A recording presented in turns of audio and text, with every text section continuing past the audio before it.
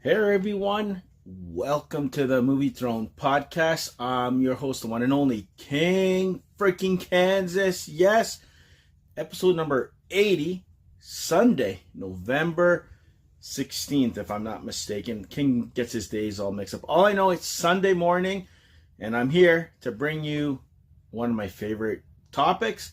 In particular, my buddy, Tom Cruise, and his hit, or you can say miss, franchise, whatever. For me, it's a hit, Mission Impossible. And more particular, this episode's hot topic is, of course, the recent Mission Impossible movie called The Final Reckoning. It's supposed to be the last of his 8 movies that he's done in this franchise. I don't know if they're going to reboot, whatever.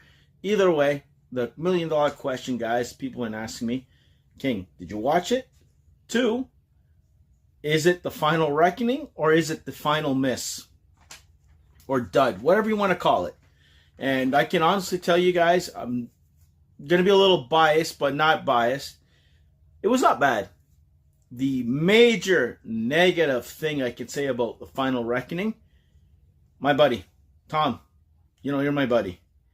It was too long. It was probably, I would say, 20 minutes longer than it should have been. But because I like the franchise and Tom Cruise and Mission Impossible and all that stuff, I wasn't bored, but there were some moments that I said, you know what? Was this really necessary, Tom, that you had to revisit this? Yes, it ties up everything from the first movie right up to the last one that just happened.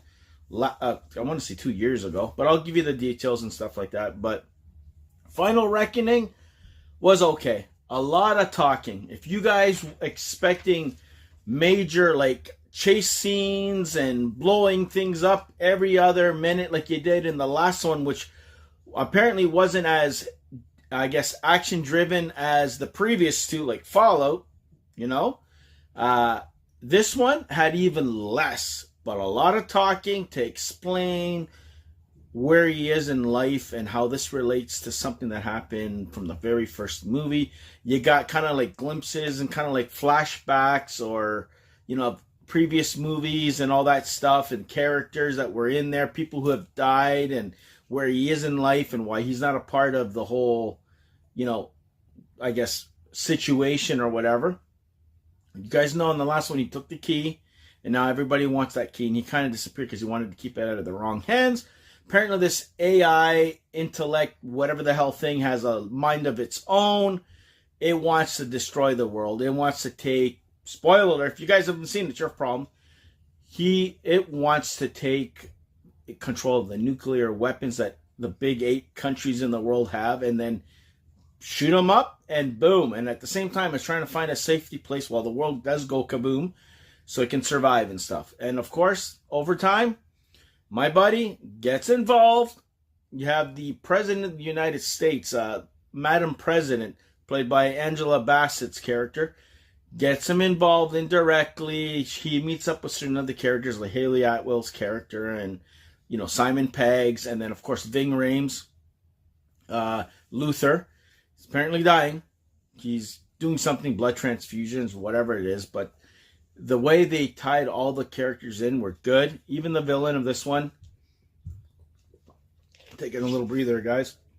I want to get these guys. Let me get them right, guys. 'Cause I'm skipping a lot here and there. So the Final Reckoning, like I was saying, pardon me, guys, 2 hours and 49 minutes. The longest Mission Impossible. 20 minutes too long, my person.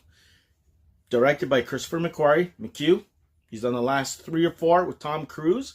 Same kind of style of shooting, storytelling, you name it, the works. Just that this one is really slow, okay? Nothing wrong with that, but anyways, you got Tom Cruise, plays Ethan Hunt. You got Haley Atwell, who plays Grace. You got Luther, Ving Rhames. You got Benji, played by Simon Pegg. Esai Morales is kind of like the bad guy who wants Tom Cruise to find this thing so he can take out the EI that's at the bottom with that sub that they kind of sabotaged the last Mission Impossible. They want that so they can stop it, and everybody has an angle, guys.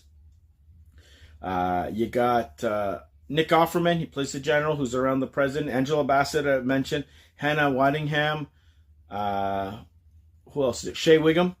right-hand man to some of the politicians that are after him. You even have guys, which was pretty cool. It was a nice nod from the first Mission Impossible. That geeky nerd guy, Donlow or whatever the hell, that he kind of comes from the ceiling and he leaves his knife behind, but takes the file with all the spies and stuff. He's in it here. They go to him to kind of like find the thing. They got to get a code to find a transmission to track it down. And of course, Tom Cruise, Ethan Hunt, is forced to do it because he wants to save his team members. Luther bites the big one in this whole process, guys, which is kind of shitty.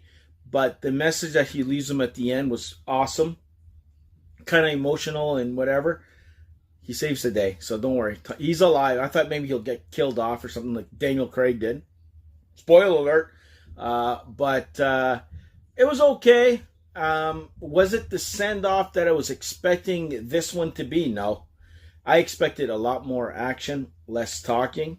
But you can do talking through action, but it wasn't the case here. Like I said, if it was like 2 hours and 20, cool. But I understand why they decided to do 2 hours and 50 minutes, because they wanted to cover every single angle and stuff like that, guys. And was it necessary? No. But like I said, I watched it. It could have been a little shorter. It didn't feel too long, but it was long. Like, you can feel it. It's like, okay, you know, kind of cool it's over. And even the way that ended, it's like, okay, they meet in the subway there, one looking at each other, and they bring him this little thing that he's going to protect to keep out of the hands of everybody else. So it kind of suggests if he doesn't want to come back, doesn't have to, you just hide with this thing, or they'll be after him and he'll have to come back or something like that. But Simon Pegg's character is alive. Haley Atwell's character is alive. It was cool to see the other friends that he's lost and stuff like that. Was this movie necessary? No. I totally understand why they changed it to a different title. Dead Reckoning, no. Night and day, in my opinion. Not too many cross-country trips and stuff. There is a underwater scene that lasted a little too long. I'm like, really? Even the airplane scene that you guys saw in the trailer, that he's on the airplane and it's actually him, because you're like, holy crap. You were scared that, damn, it's 20 minutes too long, Tom. What are you doing? Even that lasted too long. You think, really? It's going to last that long and thing, and you're not going to crash and whatever the hell. And him falling with the parachute's on fire, and then he's okay, and he saves the day last second, and whatever, man. It was just okay. Not the one that I expected. You know, is it the best Mission Impossible? No. Fallout, by none, is the best one, I believe, with Henry Cavill, and the best one that's from start to finish, phenomenal. This one, like I said, lands in the middle of the pack. It's not the worst, it's not the best, but, you know, I don't know. I think Dead Reckoning was better than this one, personally, right? But anyways, guys, liked it. A little too long, my buddy Tom Cruise. It should have been less, but it's okay. I'm glad I added to my collection. And it's not the worst thing. It wasn't the way I wanted to end, no. But for what it was, cool. But I don't think it's going to be the last one. I think it might be the last one for a little while. I think he's going to be more into a mentorship role. Like, they'll go to him just to solve things, like they did in Top Gun. Kind of same thing. And pass the torch to someone else, someone young to do it. Maybe his buddy from Top Gun, you know? We'll see how that goes. But either way, it was okay. I liked it. You guys go in the comment section and let me know. Anyways, guys, so as for the $1 million hot topic, Final Reckoning or Final Done? And I think it was an okay reckoning. I don't think it was a final reckoning. It wasn't the one that I would have picked to end the franchise, especially if this is the final run for Tom Cruise in the lead role of this series, you know. But it was okay. It wasn't too bad, but it was what it was. Not my favorite movies at all. It probably wouldn't even make my top 5, to tell you the truth. And I was looking so forward to this. Kind of disappointment on that front. But overall, it was okay. I know why it made what it did and not blow the money out of the water and, you know, break box office numbers, okay? Anyways, as for the best Mission Impossible films, I'll give you guys a quick list and a rundown. Okay, so in 1996, Tom Cruise launched the new franchise, rebooted and everything. It had John Voight in it, Emmanuel Burt, oh my God, and Jean Reno. And of course, the cast, you guys know, I don't have to go through them. MI2 in 2000, directed by John Woo. This was 2 hours and 3 minutes. The other one was like an hour and 50 minutes. This one had Doug Ray Scott. Let's see, Dominic Purcell, Thandie Newton, John Pelson, Brandon Gleeson. My God, to name a few, there's like a whole bunch. And then MI3, J. Abrams, his only entry in this thing, that came out in 2006. Philip Seymour Hoffman, Billy Kudrup, Michelle Monaghan, yes, played his wife, that we didn't know. Jonathan Rhys Myers, and Maggie Q was a part of it. From what I can't even read my own damn writing, guys. But that was in 2006. That was 6 years later after, that came out thing. Then this is where Mission Impossible became what it is, in my personal opinion. This is where it started to get character. Once they added names to the title, not just like Mission Impossible 1, 2, and 3. Mission Impossible 4, which in this case was Mission Impossible Ghost Protocol. That's when we got, oh my God, Brad Bird directed it. He did pretty good. This is what launched it. He only did one film too. So McHugh did 3, which is okay. That one had Paula Patton, Jeremy Renner got introduced, Léa Seydoux, Josh Holloway from Lost. You guys know exactly who I'm talking about. Who else is there? Avril Nepner, pretty much it. But that was like 2 hours and I want to say 12 minutes or 1 minute, whatever the hell. But that came out in, oh my God, 2011. So that was 5 years after we got that one. So that was Ghost Protocol. That's when they started to go up. So this is where my favorites started to happen. Then you got Rogue Nation in 2015. That was about 4 years later. Not bad. With McHugh. He joined the group, or the whole franchise. 2 hours and 11. We got Renner back. Rebecca Ferguson. Sean Harris. He was the baddie. Alec Baldwin got introduced, which was great. So that one, up to that point, was my favorite. Then, here, this is where it kicks in. This is where this sealed it for me. Mission Impossible Fallout. You can Mustache Gate for Henry Cavill. That came out in 2018. This is 2 hours and 27 minutes. Wow. The longest up to that point. Henry Cavill, Rebecca Ferguson, Sean Harris, Angela Bassett, Vanessa Kirby got added to the mix. Michelle Monaghan, Wes Bentley, and Alec Baldwin. That was like, and then of course the regular cast, guys. I know I'm leaving all the cast, Simon Pegg and all that stuff.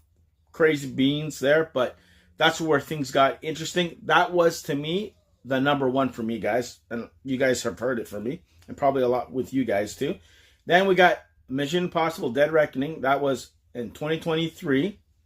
It was 2 hours and 43 minutes. So 6 minutes less than the one that just came out. So just think, the last two films, almost 5 hours, guys. Like, no wonder they were going to split it up in two. And I'm glad not only did they split it up in two, but they changed the titles. Because, yeah, it doesn't make sense. Anyways, but it makes sense in a sense that it had the same cast members, right? Because you had Vanessa Kirby a little bit, Rebecca Ferguson, Haley Atwell was in it, pickpocketer, Isai Morales, which was in the last one. You got Palm Clementieff, you got Morella Garriga, Shea Wiggum, and Henry Sersney, whatever. It's directed by Mick G. And some of those characters carried over. Some got killed, and the rest made it over to Dead Reckoning, or Final Reckoning. And, yeah, guys, if I had to pick my order of films, that from the best to the worst, obviously Fallout. Then I would say Ghost Protocol. Then I would say Rogue Nation. Then I would say Dead Reckoning. Then I would say Final Reckoning. Then I would pick the first Mission Impossible. Then the second. And then the third. But overall, franchise was pretty strong. 8 films, guys. It's like I said, after like 3 or even 4th film of any franchise, it starts to go stale. For this case, it got stronger and it got better. It started off strong, then it kind of like, I don't know about Mission Impossible 2 and 3, and then as soon as they put names to the title, That's when things started to go boom, boom, boom, and things got going. The most action guys, Rogue Nation, let me think, Ghost Protocol, and Fallout. Those are your three crazy stunts, crazy action, non-stop. Fallout, beginning to end. I think it's the perfect Mission Impossible film from the franchise. My personal opinion. Tom Cruise is best. You gotta forget, Tom Cruise is 60 years old or 62 now. Something like that. He's up there, man. You know, it's like almost hard to believe this guy can move the way he does. And it's like, really, Tom? You're 62 and you're taking out a guy who's half your age? Yeah. And I think he's realized that, you know what, less and less it become, believable. Stunts, yeah. That, holy crap. You're tuning in sometimes just to watch what the hell he's going to do. In this particular case, he went all out, man. It was bonkers. Loved what I saw. Like I said, as a franchise, loved it. I'm glad I picked it up. I'm not going to do no comparisons. What's the best franchises? Is it Bond, Mission Impossible, Jason Bourne? Everybody had their own cliches and moments there, like Daniel Craig's films and Pierce Brosnan when he first came along, kind of revived everything in my personal opinion, which allowed Tom Cruise to come in 1996 and introduce Mission Impossible like he did, because I think it was starting to catch fire again. But overall, franchise is a hit to the king. Yes, not all the movies were great. I would say more than 65% of the movies were good, my personal opinion. So out of the 8, I would say 5 out of 8, pretty good. What can you say? With 8 things, you kind of run out of ideas. What else are you going to do? That's why I'm wondering, if he comes back, what the hell is Tom Cruise going to do next? Space? Like, really, realistically. I think he's done every possible villain you can do, whether it's a terrorist who wants power, social media, satellites, other spies, nuclear, whatever threats. You've done it all. I don't know what else you can do, right? To tell you the truth. Even the personable thing, bringing his wife in the picture at one or two of the movies and stuff like that. And I don't know what you can do. An origin story, a backstory of how you joined the thing. I don't even know what the hell to tell you. I think for where it is, I think it's time for Tom Cruise to say, you know what? I'm done with Mission Impossible. Let someone else somewhere, another brighter, younger actor or actress to step in the role and go for it. Because you can do a female main lead character and follow through with it. I think you can get away with it, because we saw a couple of other strong spy-led films out there by particular actresses and stuff, right? And I think you could probably get away with it. But as for James Bond, whatever, I don't think it'll work. It's James Bond. It's not called Jamie Bond or something, This one, you can put any character or actress or actor in the lead role and run with it. And I don't think it's going to affect anything. And who knows? Could be time to do so. And even if you have Tom Cruise cameo or be a part of it as kind of like a mentor role type figure, I think it'll work. But overall, my buddy did a good job with Mission Impossible. I think it's time. I think it is the final reckoning for him. You could kind of see it. He's kind of like, I don't know. Not that he lost step in the last film, but it looks like he's tired. I think his body's saying, you know what, Tom? I know you want to keep on going, but your body ain't letting you do it. And I think Father Time has caught up to you in a way to be an action star. You can do anything else, Tom. Good actor. But I think as for this franchise, I think it's time. I think it's time to go, because you never know. You're going to try and make something else and it's going to turn out like crap. And sometimes the movie magic fizzles, my personal opinion. But yeah, guys, that's my thoughts on Mission Impossible as a movie franchise with Tom Cruise in the lead role. Final Reckoning review. The other ones I kind of quickly mentioned, but Fallout, yeah, Henry Cavill, that bathroom scene, and even the helicopter scene, but more of the bathroom scene with the two of them. Holy shit moments. And even more. I can keep on going on and on, but go watch them for yourselves. Come back in the comment section below. Tell the king what's your favorite Mission Impossible. Is it Fallout like mine? Or did you like this one? And tell me your thoughts on the Final Reckoning, Dead Reckoning. Is this the Final Reckoning? Do you agree with what I'm saying about the film? It's okay, Final Reckoning. It's not his Final Reckoning, even though I was expecting more. Either way, let me know in the comment section below. Okay, guys. King is out of breath. That's pretty much what I have to say about Mission Impossible. Tune in either Friday. I don't know. I might drop another one on Friday instead of Sunday. Or I don't know. We'll see how I feel. Because, moving forward, podcast is going to be some reviews and then a hot topic probably once a month kind of thing, going into the new year kind of thing. I'm still tweaking the system and whatever pattern I'm going to do, but either way, there will be a hot topic at least once a month. But for the rest of the year, I might just stick with the schedule. Just do what it is until the end of the year and start this new system in the new year. Who knows? Either way, we'll see. I don't get bored. But yeah, next week will be, or possibly Friday, if not Monday, or sorry, Sunday, it'll be The Mummy. I'm going to tackle my thoughts of the movie that's supposed to be coming out with Brendan Fraser and Daniel Craig's wife. Man, I can't remember. Rachel Weisz. If they're going to be coming back. My thoughts on it. I'm excited, whatever. What I thought about the 3 or 4 films that we got. And 3 films that we got. And where it could be going. We'll see. We'll see how that could be just something I'll do on a Friday and then something else on a Sunday. We'll see. Either way, there'll be something new coming your way next week, next Sunday, to tell you the truth. Yes, I didn't do Welcome to Derry. Like I said, guys, King tapped out. You know, honest to God truth. I might do the finale at the end maybe or something next year or whenever the hell it finishes and shit. But like I said, not my cup of tea. It's kind of like hit and miss. Love the second episode. Still haven't watched the third, so I couldn't be bothered. Been tackling a whole bunch of other crap anyways. But either way, join us next Sunday for sure for another podcast episode on YouTube Land. Until then, like, share, subscribe, stay off the King's Throne, and I'll see you guys where? Right here on the Movie Throne YouTube channel. Take it easy and definitely be the hell good.